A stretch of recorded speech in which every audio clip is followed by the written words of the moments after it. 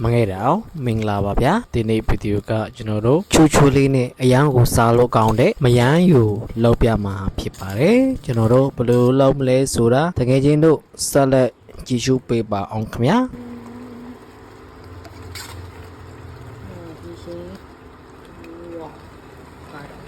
အရင်ဦးဆုံးမယန်းတီကိုနှစ်ချမ်းခွဲပေးလိုက်မယ်ခင်ဗျာ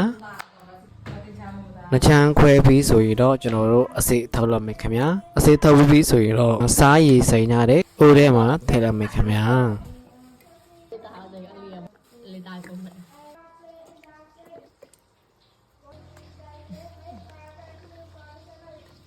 မယန်းပြားမှာပါတဲ့အစေးတွေပြအောင်လို့ကျွန်တော်တို့နည်းနည်းလောက်သမပေးလိုက်မယ်ခင်ဗျာ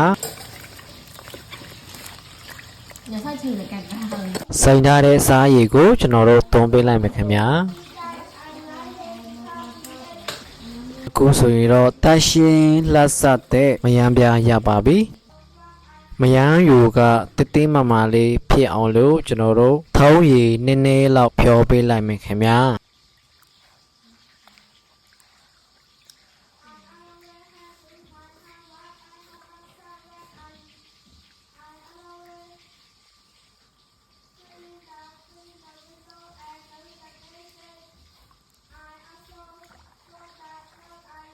ဖြောထားတဲ့ထုံးရည်ကိုမယန်းပြားတဲ့လောင်းပေးလိုက်ပြီးတော့ကျွန်တော်တို့တညလောက်စိမ့်ပေးလိုက်မယ်ခင်ဗျာ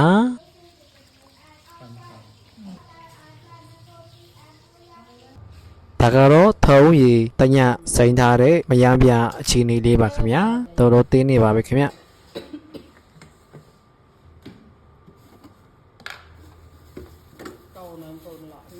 ကညက်ခဲ4-3လောက်ထည့်လိုက်မယ်ခင်ဗျာ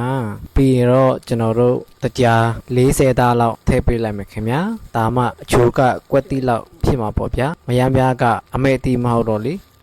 အရသာနည်းနည်းလေးအောင်လို့စားသစွန်းထည့်ပေးလိုက်မယ်ခင်ဗျာ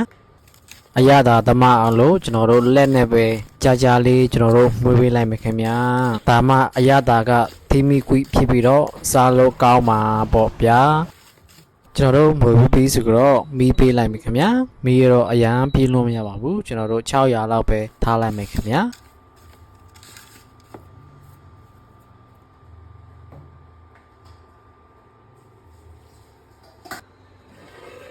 အခုဆိုရင်တော့နည်းနည်းဆူလာပါပြီခင်ဗျာဒီမှာနော်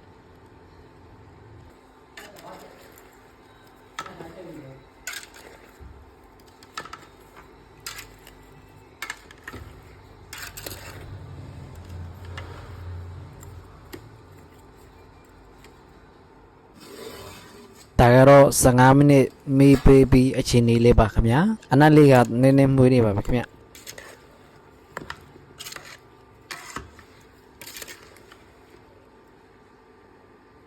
ကျွန်တော်တို့ကအခုမှပထမဆုံးချိန်လောက်တာဆိုတော့ဗျာမီးလွန်မှကြောက်လို့ခဏခဏအဖုံးဖွင့်နေရတယ်ခင်ဗျာအခုဆိုရင်တော့မယန်းပြားလေးကကြောက်တော့ပါပြီခင်ဗျာဒီမှာတကယ်ချင်းတို့ကြည့်ကြည့်လိုက်နော်အရန်စားလို့ကောင်းမဲ့ပုံပဲဗျအခုဆိုရင်တော့ကျွန်တော်တို့မဆလာထည့်လိုက်မယ်ခင်ဗျာမဆလာတော့3ဆွန်းလောက်ထည့်ပေးလိုက်မယ်ခင်ဗျာ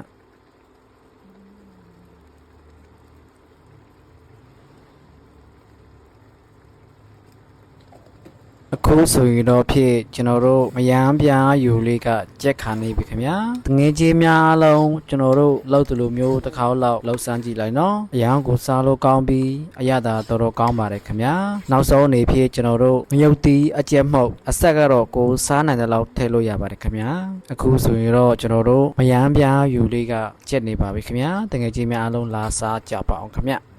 ဒီဗီဒီယိုကဒီလောက်နဲ့ပဲအဆုံးသတ်တော့မယ်နော်နောက်ဗီဒီယိုကြရင်လည်းပြန်တွေ့ကြတာပေါ့ဗျာဘိုင်ဘိုင်